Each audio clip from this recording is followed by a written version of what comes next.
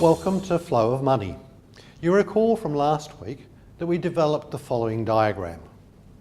We'll now work with this to develop the keys for wealth. The first key for wealth is income. So in the income key of wealth, the idea is to earn more money. The concept that to get our affairs in order we have to spend less is wrong. We can also choose to earn more. So this is what the income key to wealth means. We can earn more money through our regular job, through a second job, or by a business that you own, a service business, I don't know, network marketing, anything that you feel is appropriate. So the first key to wealth in our flow of money is income.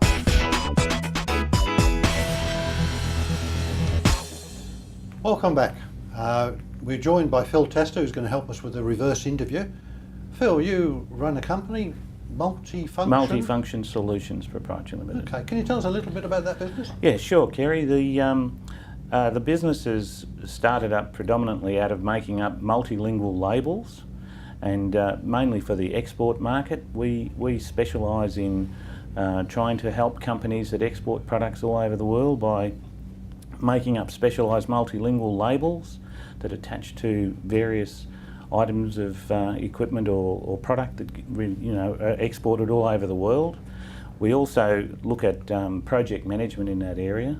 Sometimes we work into about 1,000 containers a week of export product, predominantly in the dairy industry, and working with fairly substantial companies, and hopefully that helps get to promote the success of our dairy industry and other associated product. Good. Now, you know the brief, you've had a look at a couple of sections of the show before. Now, what sprung out of there for you as a question as a result of those? Well, the first one that came to mind was, what about the level premiums? Can you tell us a bit more about those sorts of options? Yeah, look, level premiums we didn't spend a lot of time on, and they are very important, so thank you for that question.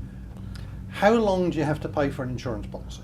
Well, that's the problem. How long do you go for? Okay, so it's a balance between need and cost, isn't it? Yes.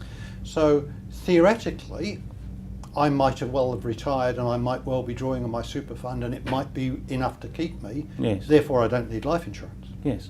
But up until that point, it is necessary. So you run life insurance until you've got enough money to keep you by your own wealth. Yeah, exactly. Yeah. So to make this formula of need and cost balance out, because at our sort of age it becomes more difficult to meet the premiums because of course they go up every year. Yes. Whereas if in our 30s we had said we need a base cover of $500,000 and put that in at a level rate, we'd still be paying, I don't know, $200 a year for that cover, as opposed to $2,000 a year. Right. So I think everyone should have level cover. The difficulty is that it costs more. So initially, you would pay, if you were paying $200 a year for that cover, you'd pay $150 without it being leveled. And is that generally due to the age of the person that wants the cover? No, it's generally due to the fact the insurance companies are locking in that premium for however long you continue to pay. And I suspect that a lot of that information is based on statistics on their policies. And I even suspect that the level rates are set by the statistics on their annually renewable rates. So I think that level premiums are a real bargain after 5 years. My wife is incredibly important, Kerry. How do we go about insuring her? Okay, I can understand your wife being incredibly important. Look, I guess the question is, Sharon doesn't earn income, I guess? Not at this stage, no. Okay, so I suppose this is an assumption that to be valuable, there's got to be money to replace. And the truth is that anyone is valuable. Now, if you would actually, given that Sharon isn't earning money, you'd have to evaluate her value in the equation.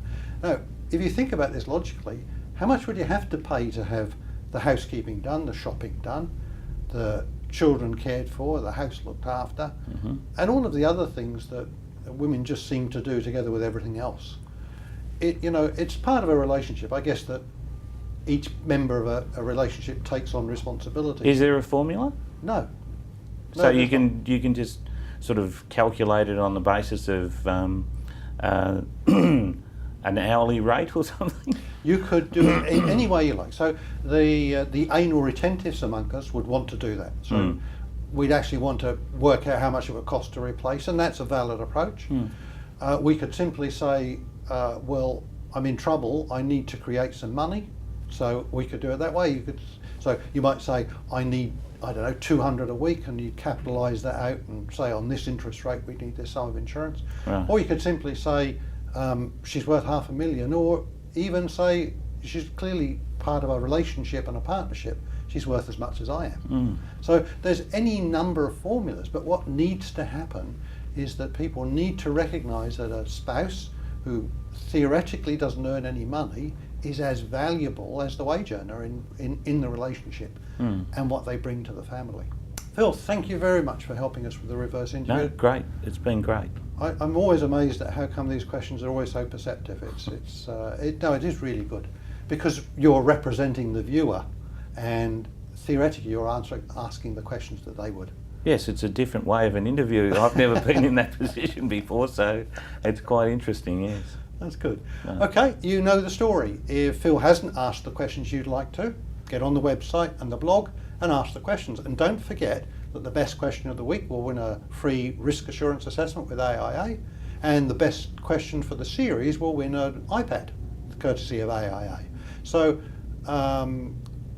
get on there, ask your questions, and we'll see you next week where we're dealing with estate planning.